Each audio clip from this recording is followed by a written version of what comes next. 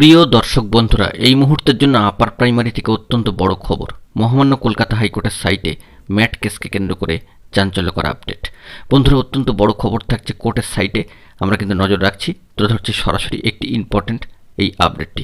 তাই আর্জেন্ট বেসিসে আপনাদের জন্য আর্জেন্ট ভিডিওটি ক্রিয়েট করতে হচ্ছে। ভিডিওটিকে সম্পূর্ণ শেষ পর্যন্ত শুনে বোঝার চেষ্টা করবেন, ভিডিওটিকে শেষ পর্যন্ত দেখে নেবেন। যে সমস্ত বন্ধুরা চ্যানেলটি সাবস্ক্রাইব করেননি, বন্ধুরা চ্যানেলটি সাবস্ক্রাইব করে সঙ্গে থাকবেন। চলুন কথা না বাড়িয়ে মূল আলোচনায় প্রবেশ করি। অত্যন্ত বড় খবর মহামান্য কলকাতা হাইকোর্টের সাইটে ম্যাট কেসকে কেন্দ্র করে। মহামান্য কলকাতা হাইকোর্টের ডিভিশন বেঞ্চে ম্যাট কেসকে কেন্দ্র করে জোর তৎপরতা ইতিমধ্যেই কিন্তু শুরু হয়ে গিয়েছে 11 নম্বর কোর্টে। সম্মানীয় বিচক্ষণ বিচারপতি অত্যন্ত তৎপর, কিন্তু মহামান্য কলকাতা হাইকোর্টের সাইটে এখনও পর্যন্ত ম্যাট কেসের যে প্রোগ্রেসিভ আপডেট স্ট্যাটাস, সেক্ষেত্রে চাঞ্চল্যকর আপডেট এবং ভীষণ জরুরি বার্তা কিন্তু উঠে আসছে। মহামান্য কলকাতা হাইকোর্টের অ্যাপিলিয়েটেড সাইটের যে স্ট্যাটাস, মহামান্য কলকাতা হাইকোর্টের সরাসরি অফিসিয়াল ওয়েবসাইটে গিয়ে অন স্ক্রিনে সেই বিষয়টিকে আমরা দেখে নেব।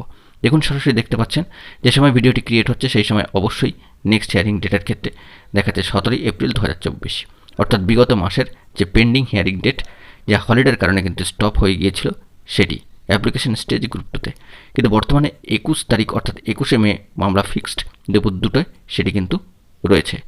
আপাতত বিভিন্ন কারণবশত মহামান্য কলকাতা হাইকোর্টের অ্যাপিলিয়েটেড সাইটে যে কেস ডিটেলস, সেখানে অন স্ক্রিনে আপনারা দেখতে পাচ্ছেন যে প্রোগ্রেসিভ নেক্সট হিয়ারিং ডেট কিন্তু এখনও পর্যন্ত আপডেট হয়ে উঠে আসেনি। সেই দিক থেকে দেখতে গেলে বন্ধুরা, এই আপডেট নেক্সট হিয়ারিং ডেটটি হয়তো খুব শীঘ্রই পরিবর্তিত হয়ে চলে আসবে।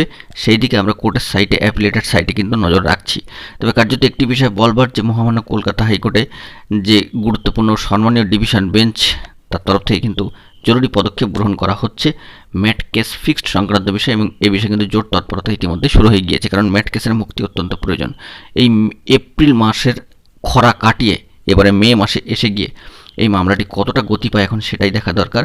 আমরা মনে করছি যে আরও কয়েকটা হিয়ারিং প্রয়োজন, তবে মে মাসে কমপক্ষে 2টি হিয়ারিং যদি ধারাবাহিক থাকে, তবে সেক্ষেত্রে অর্থাৎ ডে বাই ডে যদি হিয়ারিং হতে থাকে, অর্থাৎ যেটাকে আমরা ধারাবাহিক শুনানি বা হিয়ারিং বলে থাকি, সেটি যদি পর্যায়ক্রমিকভাবে চলতে থাকে, তবে ম্যাট কেসের ক্ষেত্রে অত্যন্ত গুরুত্বপূর্ণ প্রোগ্রেসিভ স্ট্যাটাস কিন্তু উঠে আসতে থাকবে।